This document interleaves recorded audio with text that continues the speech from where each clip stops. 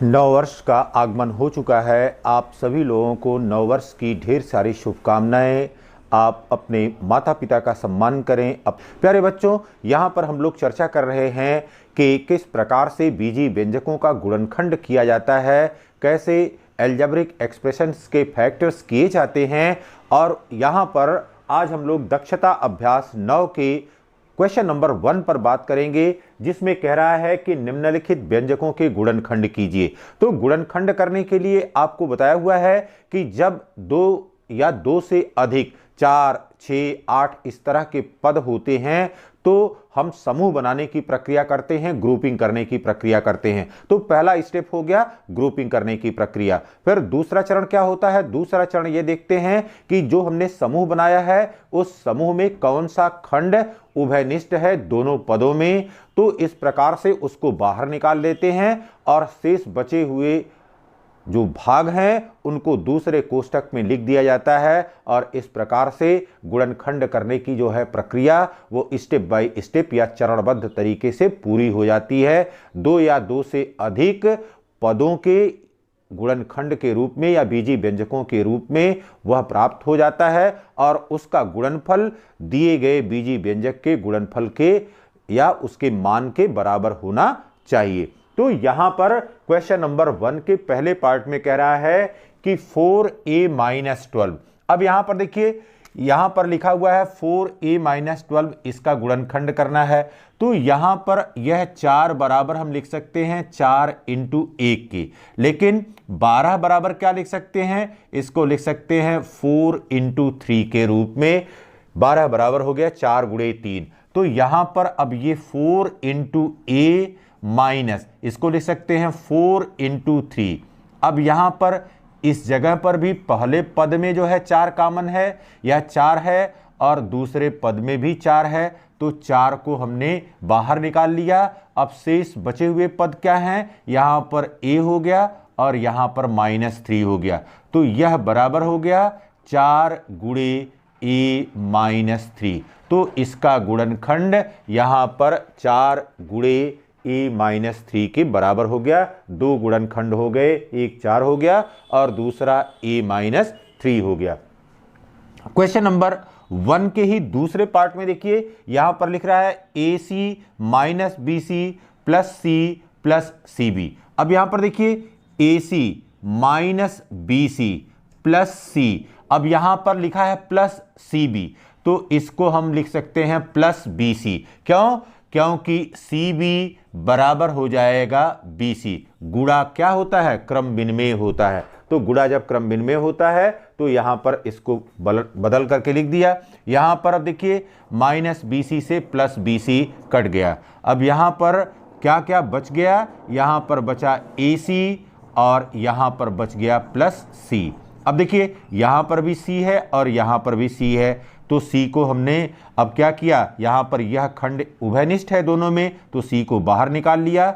अब ब्रैकेट में यहां पर हो गया A और यहां पर क्या बच गया? यहां पर केवल 1 बच गया। तो इसका गुणनखंड हो गया C × a+1 के बराबर। फिर देखिए अगले प्रश्न में कह रहा है कि 36p + 45p³।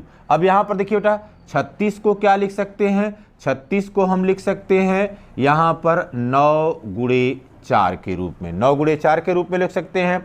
और 45 को क्या लिख सकते हैं? 45 को लिख सकते हैं 9 × 5 के रूप में। अब यहां पर देखिए 36 को हमने लिखा 9 × 4 × p, तो ये हो गया 36p के बराबर। प्लस यहां पर हो गया 45 और 45 को हम लिख सकते हैं 9 × 5 × p × p × p। यह p क्यों हो गया? अब यहां पर देखिए 9 है और यहां पर भी 9 है, तो 9 को हमने बाहर निकाल लिया।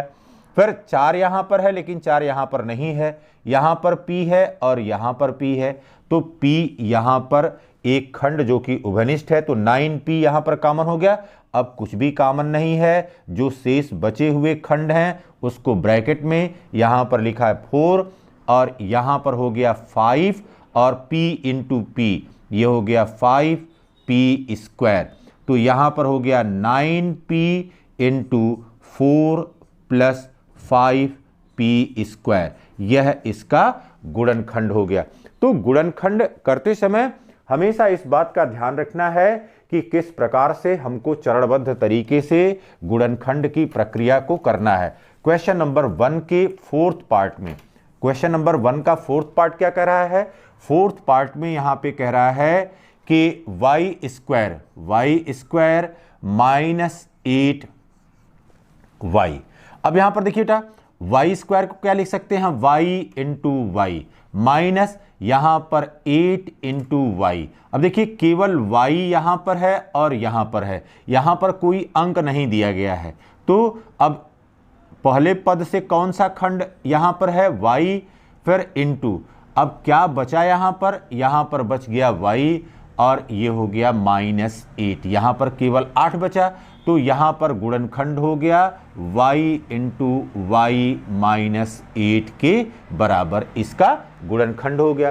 फिर देखिए क्वेश्चन नंबर 1 के ही 5वें पार्ट में कह रहा है कि 7a प्लस 7b।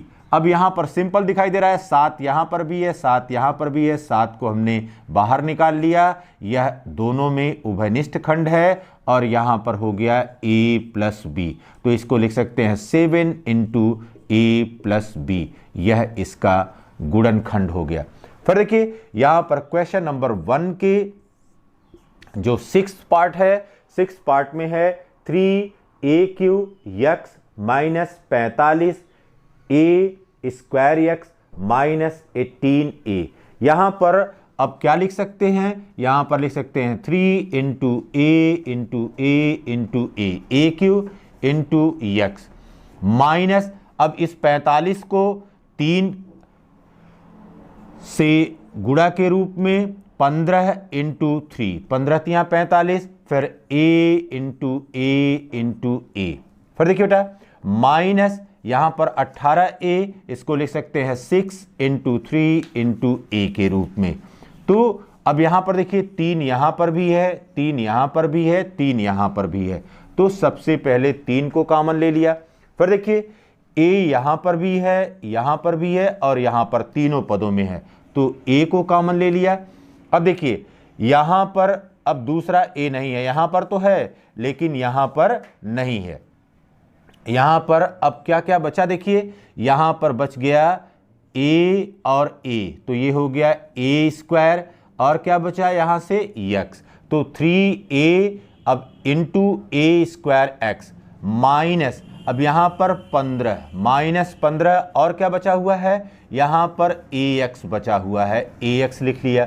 फिर देखिए यहां पर क्या बचा हुआ है? अब माइनस केवल 6 बचा हुआ है, तो ये हो गया 3a into a² x minus 15ax minus 6। तो इस प्रकार से गुणनखंड की प्रक्रिया होती है। हम देखते हैं कि दिए गए पदों में कौन सा खंड ऐसा है जो सभी में है, उसको बाहर निकालने की प्रक्रिया कर लेते हैं और शेष बचे हुए खंडों को एक नए कोष्ठक में लिखते हुए गुणनखंड पूर्ण कर लेते हैं।